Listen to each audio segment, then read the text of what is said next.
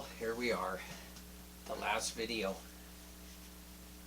and what we were talking about in the last one, of course, was the 3.5-year mark. What a game changer that was, and the great day of the Lord starts. Now, remember, the 6th empire was the Romanized world that we're in right now. The 7th empire was the Antichrist coming on the scene, and the 10 federations were formed up, and they give him his power. That's the 7th empire. Then the devil plays the whole trick on the world by dying, rising from the dead, and a whole new 3.5-year tribulation, great day of the Lord, is going to erupt. Now, just like the start of the tribulation, the 7 seals was an overview of what was going to take place. Then the Antichrist comes on the scene. He has to subdue 3 kings. There's wars and stuff like that. What happens here, then of course we learn about the devil and what he wants, what his end game is, chapter 12, chapter 13, and the 3 unholy trinity going on. Okay, we just got through covering that. We're in the 3.5-year mark.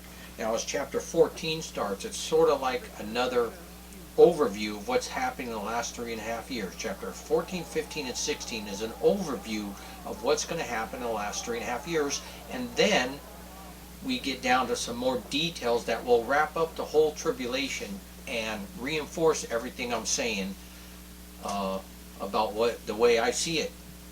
Chapter 14, he talks about the 144,000, and it says, "And I heard a voice from heaven, like the sound of many waters, and like the sound of loud thunder, and a voice with harpists playing. They sang a new song, and no one could learn the song except the 144,000 who had been purchased from the earth.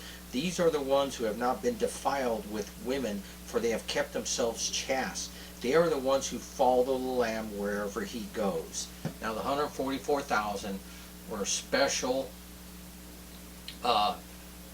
Jews that were protected. Remember, they're being protected in this last 3.5 years when the devil is going out to destroy all of the remnants of Israel and all the Christians. And the Arabs loved it. Remember, and they're following them. These are the 144,000. They're being miraculously protected by the archangel Michael. Michael, who kicked Satan out of heaven, had the war in heaven, and he came to earth. Woe to the inhabitants of earth. And Michael is now guarding Israel in Edom, Moab, and Ammon. So, they talk about them. That's what they're doing. They have a special place. They're the ones that are going to see Jesus come and realize that their ancestors killed their God. Now, the next, starting in verse 6, an angel's going around proclaiming the good news. Okay, God always does that. Even in this day and this time at the end, he allows everybody to repent, and the message will still, the gospel, which is the good news, is still going to be preached. Then it's verse 8, "And another angel, a second one, followed, saying, Fallen, fallen is Babylon the Great, she who has made all the nations drink of the wine of the passion of her immorality." Now, Babylon, it is a controversial thing here. Where is it? Who is it? I narrowed it down to, it's got to be three cities, and 3 cities only. It's going to either be a real city of Babylon, it's either going to be Jerusalem, or it's going to be Rome. It's going to be one of those. I pick Rome, and I'll show you the reasons why. And then I like to say, well, let me go on, verse 9. Now, another angel came along and was saying, "If anyone worships the beast and his image and receives a mark on his forehead or on his hand, he also will drink of the wine of the wrath of God, which is mixed in full strength in the cup of his anger, and he will be tormented with fire, brimstone, in the presence of the holy angels and in the presence of the Lamb. And the smoke of their torment goes up forever and ever. They have no rest day and night, those who worship the beast and his image, and whoever receives the mark of his name. And here is the perseverance of the saints who keep the commandments of God and their faith in Jesus." So once again, it's an overview. the 3.5 years the devil comes on the scene, he's going to force everybody into his economic system. And you have to worship him. Remember, we've already been over all that. That's what the devil's after. He wants complete and utter devotion and worship from every human being. And he does this by deceiving and putting doubts in your head about who the true God is. And then, of course, those who overcome will have a special place. Now, and then verse 14 talks of the harvest, right? And I went over that a little bit in the last video. The time is ripe. They reckon it to a field that is ripe and ready to be torn down. And that's where we're at. That's where we'll be at in the tribulation. Reaping the grapes of wrath. Now, let me specifically say, verse 19, so the angel swung his sickle to the earth and gathered the clusters from the vine of the earth and threw them into the great winepress of the wrath of God. And the winepress was trodden outside the city, and blood came out from the winepress up to the horses' bridles for a distance of 200 miles. Now, in the last 3.5 years, we've already read, remember I told you they tacked on another 30 days. It was 1,260 days. In Jewish times, that is 3.5 years. But remember, the time was 1,290 days. They tacked on the 30 days, and I believe this is why. At the end, when Jesus Christ returns, there's going to be about 30 days here where people are going to be destroyed so utterly, the blood is going to be up to the horse's bridle. And we're going to look at that, of how that happens. But he's going to allow the birds to feast on the bodies here. And I think it goes for 30 days before Jesus Christ ushers in the millennial kingdom. Now, you have the prelude to the bowl judgments in chapter 15. And it says, and I saw a sea of glass, something like, remember, there's a lot of metaphors going on here, so it's not really a sea of glass, but it looked like it to him. And those who had been victorious over the beast and his image and the number of his name standing on the sea of glass. And they were singing a song. And then the 7 angels come out who have the 7 judgments of God, the plagues. And in chapter 16, the bowls start. And it's sort of like the trumpet judgments. You have loathsome souls, you have seas turning to blood. But remember, in the trumpet judgments, they were the 3rd judgments, right? In seals, it was the 3rd. In trumpets, it's a 3rd. But in this one, look at verse 3. Every living thing in the sea died, because it's done now. It's taken it even a step further. Even the waters. Men, in verse 8, men are scorched with fire. And it says, above that, it says, righteous are you, who are and who were, O Holy One, because you judge these things, for they poured out the blood of saints and prophets, and you have given them blood to drink. So God's repaying the earth here for everything it has done. And men were scorched with fierce heat, and they blasphemed the name of God, who has the power over these plagues, and they did not repent to give him glory. Can you believe that? Here we are at the last 3.5 years of tribulation, and people still aren't repenting. And I'm sure the devil and the false prophet who has this propaganda campaign going on, they're probably blaming it on God, and everybody hates God for having this, allowing this to happen to him, or either doing it to him. Then, in verse 10, then the 5th angel poured out his bowl on the throne of the beast, and his kingdom became darkened, and they gnawed their tongues because of pain. Now, this is earth. Right? It's the kingdom of the devil now. He's down there. He has everything his way. Everybody is worshiping him. He committed the abomination of desolation in the temple. And it is now, as it says, on the throne of the beast and his kingdom. And they blasphemed the God of heaven because of their pains and their sores, and they did not repent. Again, after another judgment, they're still not repenting. Now, verse 12, this gets a little controversial with people because they link it together with the 200 million. I've already talked about the 200 million people. It was a demonic force. Demonic forces were running around amok and destroying people's lives. This is something different. It says, the sixth angel poured out his bowl on the great river, the Euphrates, and its water was dried up, so that the way would be prepared for the kings from the east. Okay, that's all. They're drying up the river so the armies from the east can just walk to Israel, because everybody's going to be gathered over there. Now, remember, I talked about Islam. They believe in their beliefs that the Mahdi, who I already said is already here, I believe he is bringing the armies, because they believe this, dressed in black from the east. That's where the armies come from. And so the Arabs who have gathered behind the devil, I already talked about that. This is what gathers them. They see the armies coming, and he's going after all the Arabs and Christians. And then, I mean, not the Arabs, excuse me, he goes after all the Jews and the Christians, and the Arabs follow him. And I believe they are following this guy, and they believe he is the Mahdi. And their beliefs coincide with that. Armies coming from the east. That's what they believe. It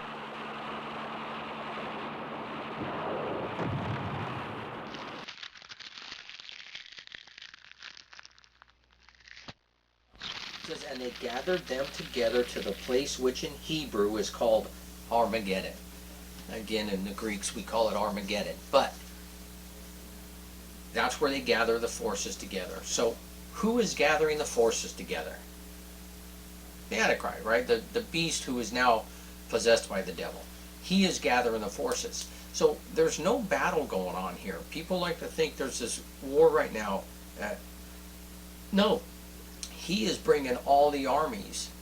They're doing God's will. He's judging the earth. He's going to wipe out the earth. That's why he dries up the Euphrates. Everybody's going to be gathered over to Israel at Armageddon. And it's not a battle. Got news for you. We're going to read. There is no battle. People like to call it the Battle of Armageddon, but it is not. They're gathered there in that valley. Now, remember, a lot of people have died. You know, probably half of the earth is probably dead. And so a lot of them now are going to gather here at Armageddon. Now, the seventh bowl. Now remember, this is all happening in the last 3.5 years.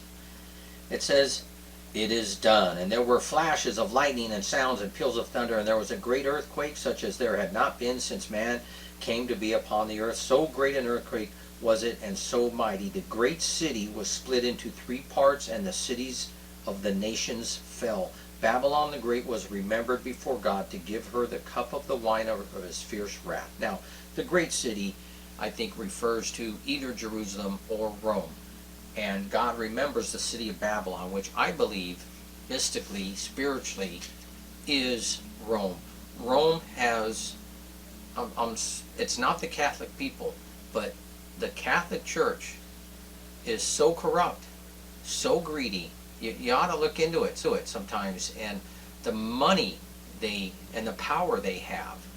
And I believe it. I've also read somewhere where over the years, and we're talking since the time it's been the inception of it, they're responsible for about 150 million deaths. I mean, remember the Crusades they started. Remember the Inquisitions they did. It's just unbelievable what the church did to survive, and they didn't need to do it. It wasn't from God, that's for sure. And the basis of all their idolatry and false religion comes from Babylon. So spiritually, I believe it's known as Babylon.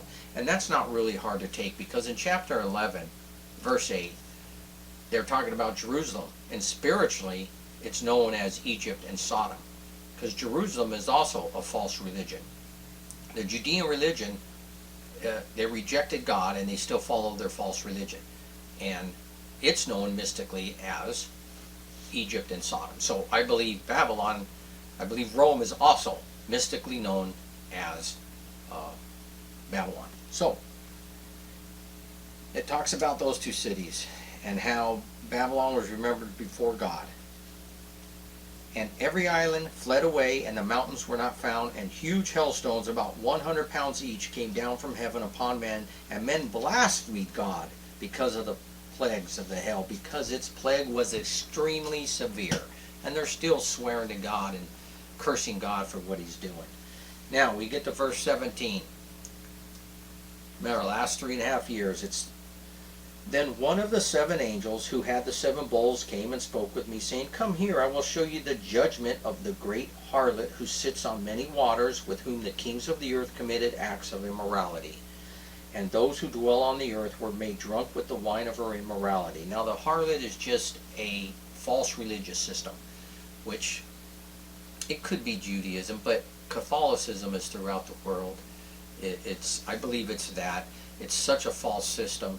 And it's a lot of kings from the time it was created have been following her, and she has kings doing her will.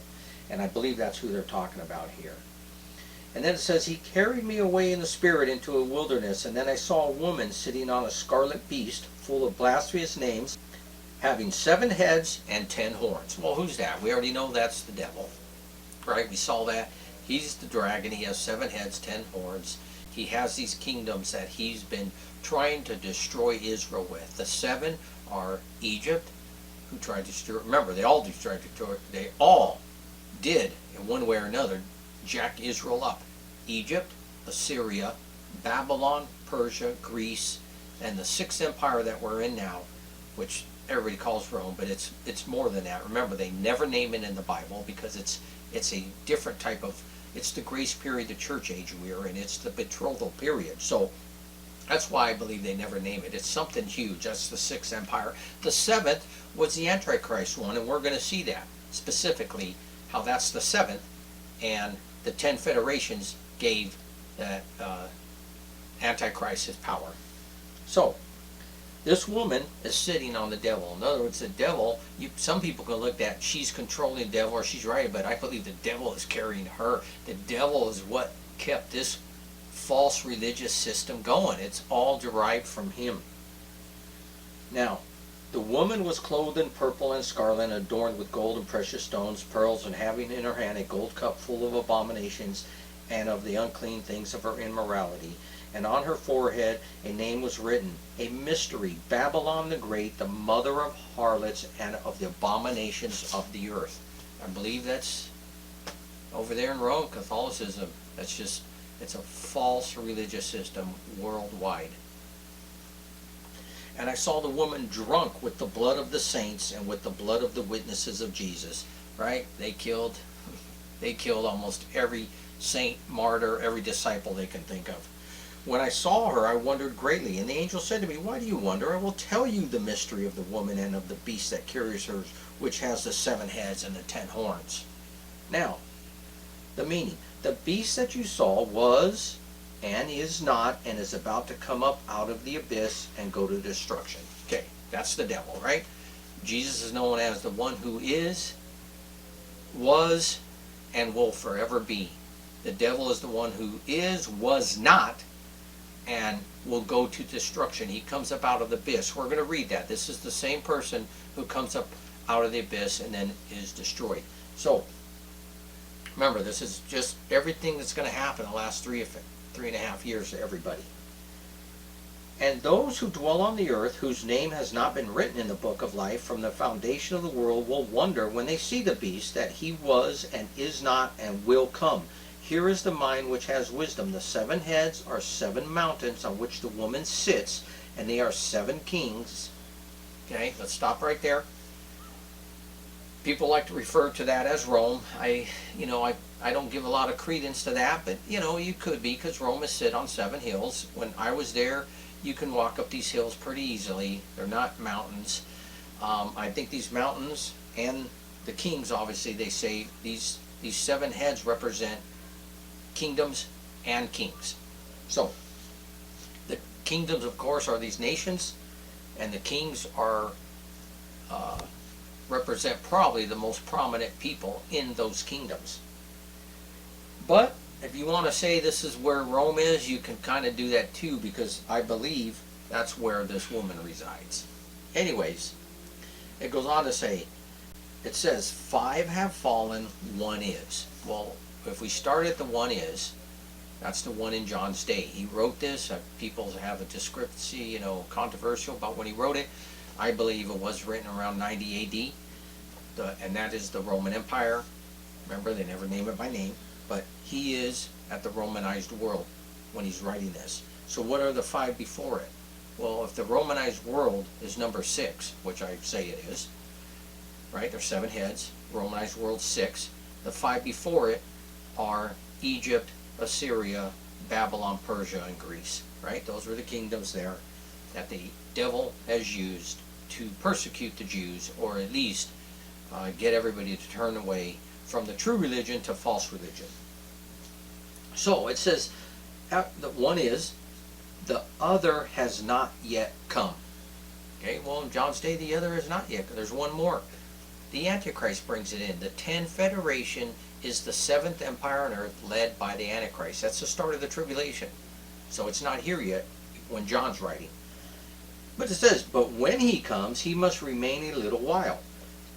The beast which was and is not is himself also an 8th, and is one of the 7, and he goes to destruction. Okay, here it is. The 7th empire is the Antichrist, the 10th Federation. But in the 3.5-year mark, he's killed. He comes back to life. He's incarnated by the devil. And it says that right there. It says, the beast which was, is not. That's the devil, who was, is not, and goes to destruction. We just read. That's the description of him. He himself is also an 8th. So they even recognize that his kingdom's probably even different than the Antichrist, because he really tries to control it, especially with this mark and the worshiping of himself. And he is an 8th, but also one of the 7, because he is really part of this last 7th empire. So that right here gives us detailed information that the devil is here. He even has his own kingdom at the end, but he's really part of this 7th. And it says he goes to destruction, because that's the devil, how he was just described. Is, was not, goes to destruction.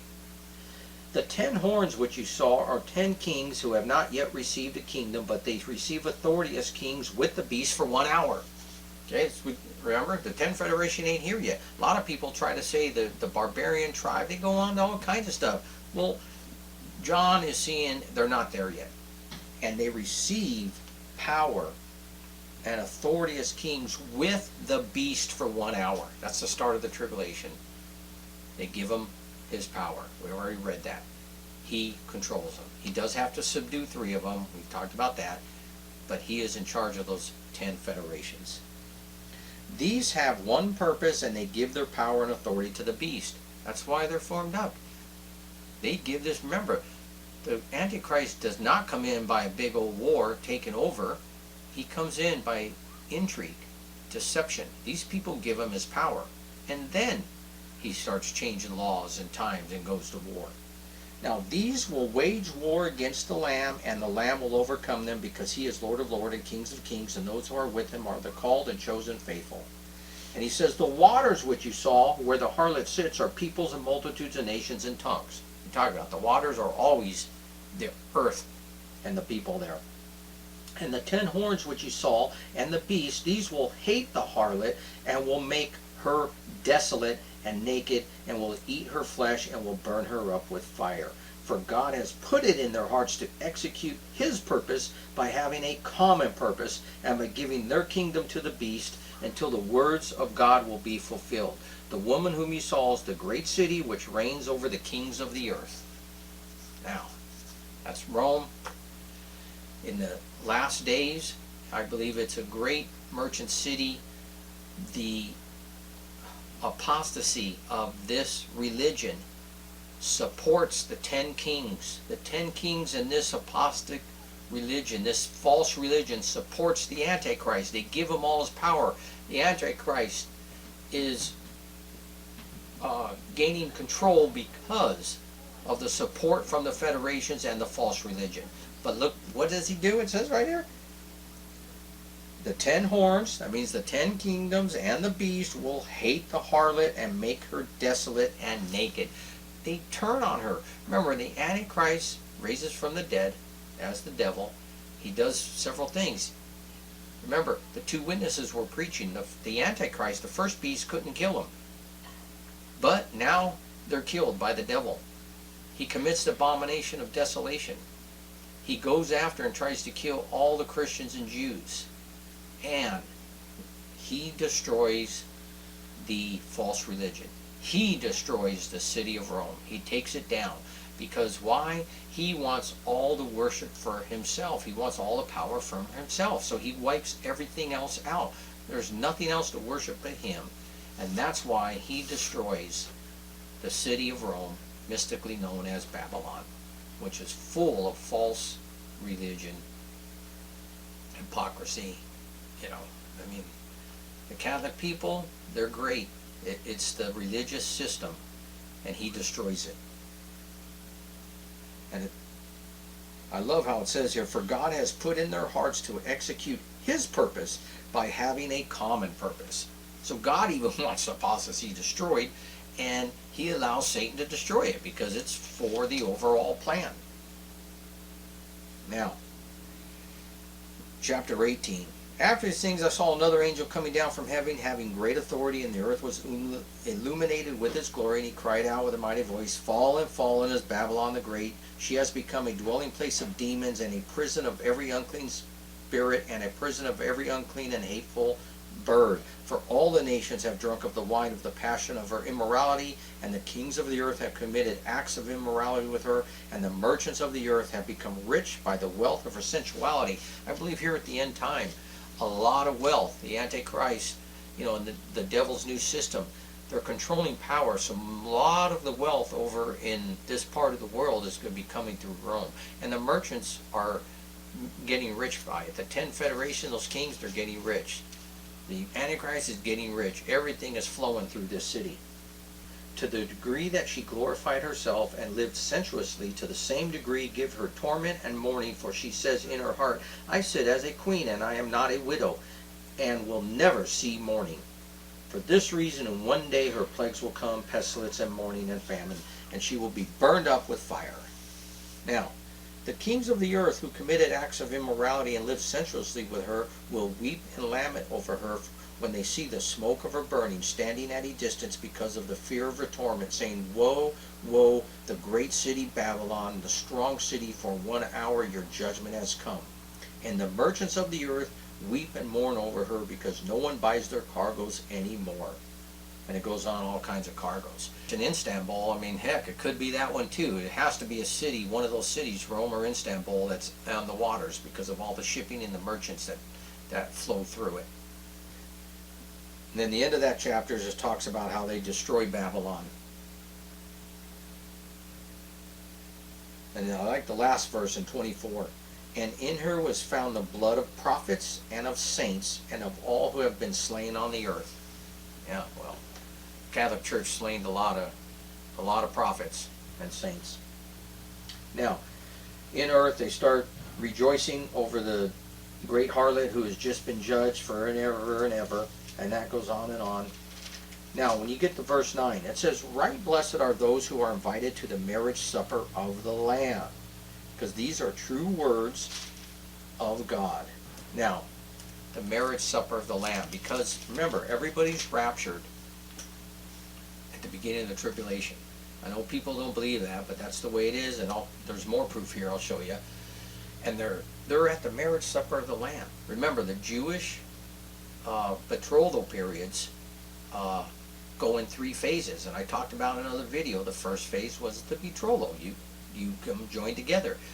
God is already dealing with his harlot wife Israel, and he betroths his son to the church.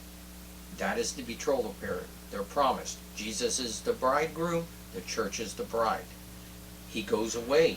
He's preparing a place for us as we're proving who is a true believer. Those are the ones that'll be raptured before the tribulation. The second period is the festivities. So we're enjoying the festivities in heaven for the 7 years, because festivities in the Jewish day could last, days. It could last a week. It could last 2 weeks. The festivities lasted a while. For 7 years, we're enjoying the festivities in heaven. Isn't that going to be awesome? We're not going through the tribulation. Remember, we're not looking for the abomination of desolation. Jesus Christ told the Jews to look for the abomination of desolation, that when they see that, they better start running. Now, verse 11. And I saw heaven opened, and behold, a white horse, and he who sat on it is called Faithful and True, and in righteous he judges and wages war. His eyes are a flame of fire, his head, it goes on and on. He's clothed in a robe dipped in blood. His name is called the Word of God. And the armies which are in heaven, clothed in fine linen, white and clean, were following him on white horses. Okay, the return of Jesus Christ. Everybody's going to see him. The 144,000 are going to recognize him. Jesus Christ says in Matthew how the Jews will realize, everybody's alive, that wow, they killed their Messiah. The army in heaven clothed in fine linen, that's everybody's been raptured. Remember, we're all given white robes, and we're going to come down. That's why one of the points I made in my early videos about the rapture was, people think Jesus Christ is going to come down after all of us hiding and going through this tribulation, trying not to get killed, and then all of a sudden here he comes and he goes, oh, here, let me turn your tears and pain to joy right away, and then join me here and coming out of heaven, and then we're going back to earth. That's the dumbest thing I ever heard of. It's not done like that. They're already raptured. They're already in heaven. They enjoyed the marriage supper of the Lamb. Now it says, from his mouth comes a sharp sword, so that with it he may strike down the nations, and he will rule them with a rod of iron. He treads the winepress of the fierce wrath of God the Almighty. Okay, that's why it's not a battle. He pronounces the truth, and he pronounces it, and everybody's dead in Armageddon. Everybody who he's brought over, who's he allowed Satan to bring over to Jerusalem, where Satan's throne is, and he kills them all.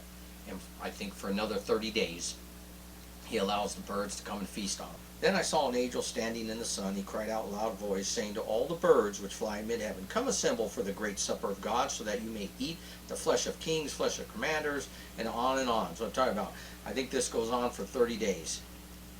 And I saw the beast and the kings of the earth and their armies assembled to make war against him who sat on the horse and against his army. Remember, sitting on a horse, the white horse, the significance of that? Because in the beginning, when he breaks the seal, there's a white horse. Some people even say that's Jesus Christ. That's ridiculous. It's the Antichrist. Remember, he's copying everything Jesus does. That's why he's on a white horse. But this white horse comes back, and Jesus is not a servant, and he's coming back to judge. That's why his robe is dipped in blood. There's no more Mr. Nice Guy. You're being judged, and we are being judged. And now, look at verse 20. This is what I like too. And the beast was seized, and with him the false prophet, who performed the signs in his presence, by which he deceived those who had received the mark of the beast, and those who worship his image. These two, says, these two were thrown alive into the lake of fire, which burns with brimstone. That's the abyss. Why does it only say two? Because remember, the Antichrist beast has been killed, resurrected, and now it's just the devil and the false prophet, and them both were grabbed and thrown into the lake of fire. And it says, and the rest were killed with the sword which came from the mouth of him who sat on the horse, and all the birds were filled with their flesh. Now, chapter 20. Then I saw an angel coming down from heaven, holding the key of the abyss and a great chain in his hand. And he laid hold of the dragon, the serpent of the old, who is the devil and Satan, and bound him for 1,000 years. That's him, right? The person who is, was not, and goes to destruction. And he sealed it, that he would not deceive the nations any longer until the 1,000 years were completed. After these things, he must be released. Why is that? Why is God throw and lock him up for 1,000 years? First of all, Jesus has to make good on his promises. He made promises to Abraham, Isaac, and Jacob. Now, I know there's Ishmael there, there's Esau, that's all the other nations around there, but the promises were made through Abraham, Isaac, and Jacob. And he promised that Israel would rule with Jesus Christ for 1,000 years. So he has to fulfill that promise. He hasn't destroyed the whole earth yet. Yeah, is it jacked up and, billions of people are dead? Yes, because he judged everybody. He let Satan run his course. He locks them up, and now he's fulfilling his promise for 1,000 years. But the earth is still there, because at the end, he still destroys the earth. But not right now. For 1,000 years. It says, then I saw thrones and sat on them, and judgment was given to them. And I saw the souls of those who had been beheaded because of their testimony, and those who had not worshipped the beast or his image, and had not received the mark on their forehead and on their hand, and they came to life and reigned with Christ for 1,000 years. So everybody who's died during the tribulation comes to life. That's the first resurrection. Blessed are those that are involved in it. And in the millennium kingdom, you're going to have human bodies and you're going to have spiritual bodies. First of all, everybody who was raptured, right, comes down with him, with the church, and they have spiritual bodies. Everybody that died for the testimony of Jesus Christ during the tribulation and before, that's the first resurrection, they come to life, they're going to have spiritual bodies. And then you still have people here left on earth that didn't get killed, who believed in Jesus Christ. Remember, in the book of Matthew, he says, there'll be 2 in the field, 1 will be taken away, 1 will be left. And I told you that before, that's not the rapture, that's at this time. When God returns, all the sinners are destroyed, and only the righteous are left.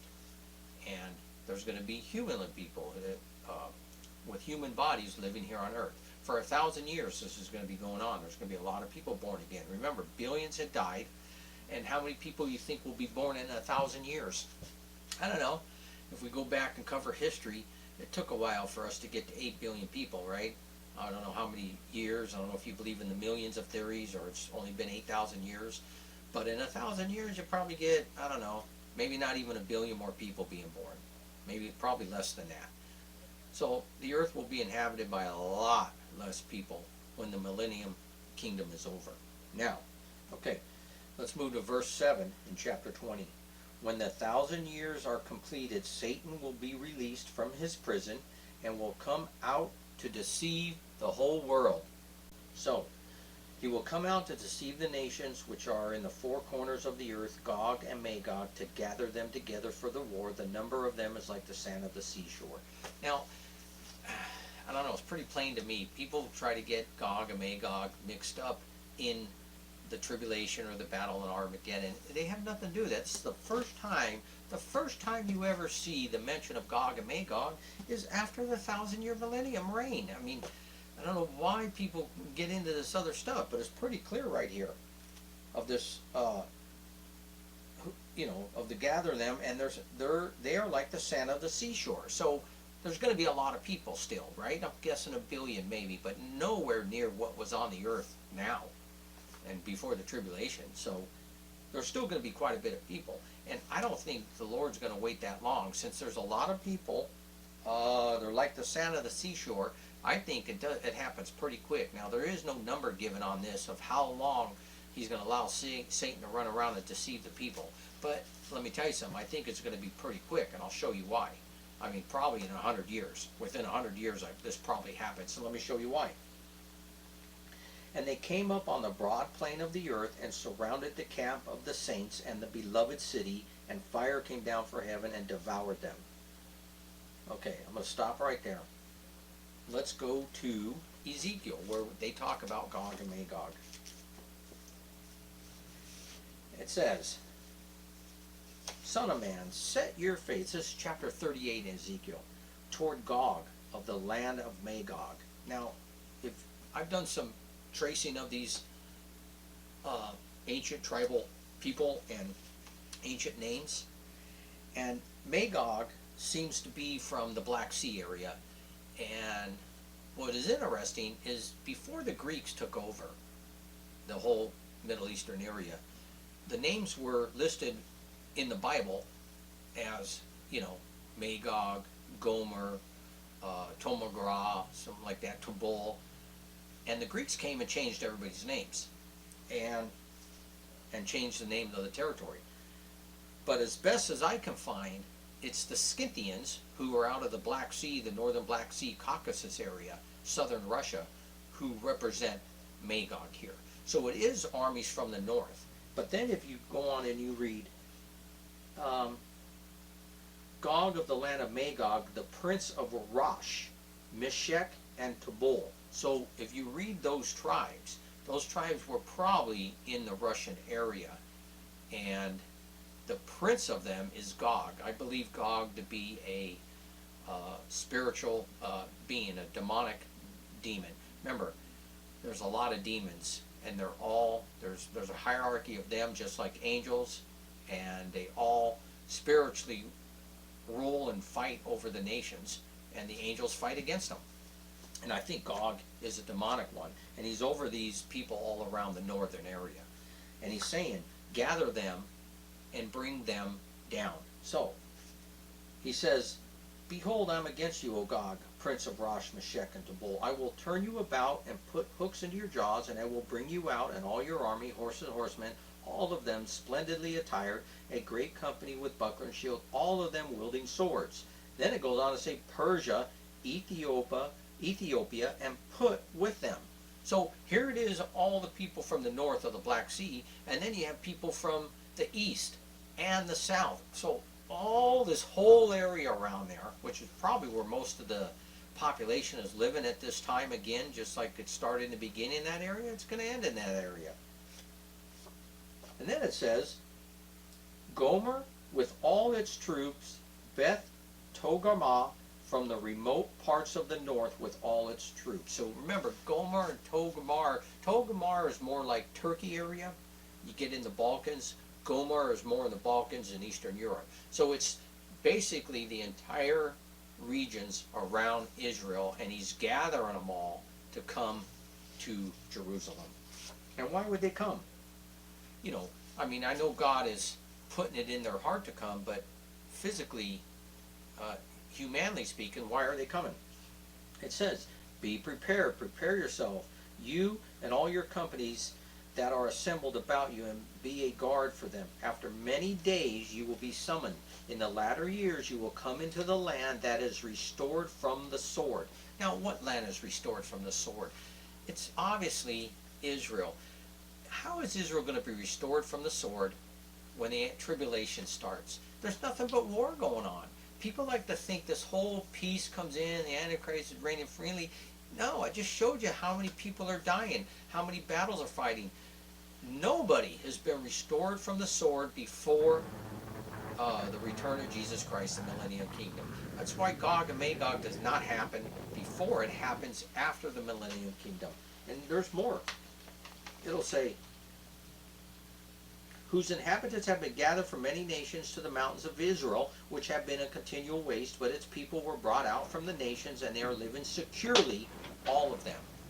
Right? The end time, all the nations are living in peace and secure. Israel's secure, living in peace. That's never happened, and it ain't never going to happen.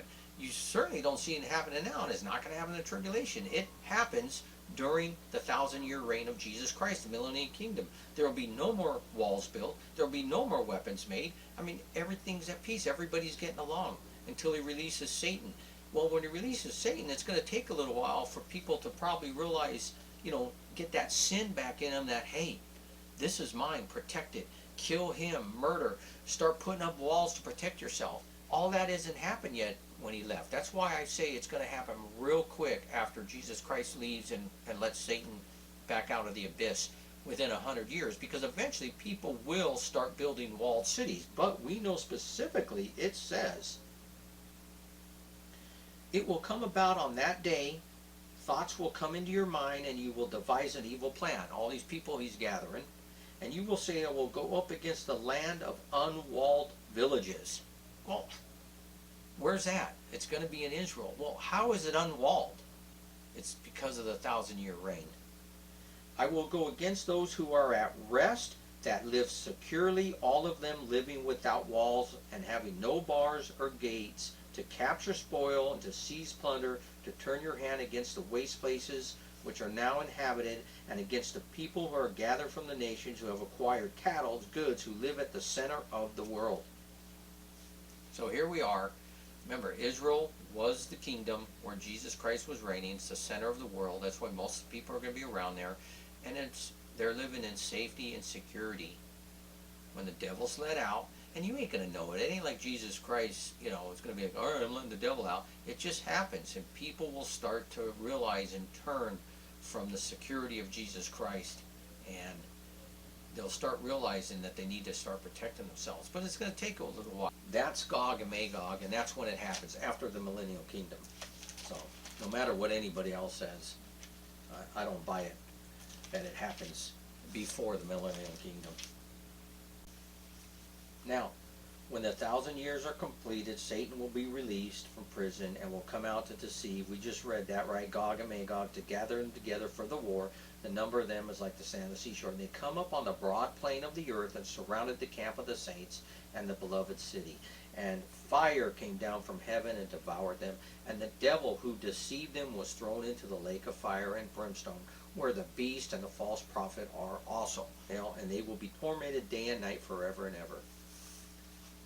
And that ends it up. You can read on about the great white throne judgment, the New Jerusalem, and where we're all going to live for eternity.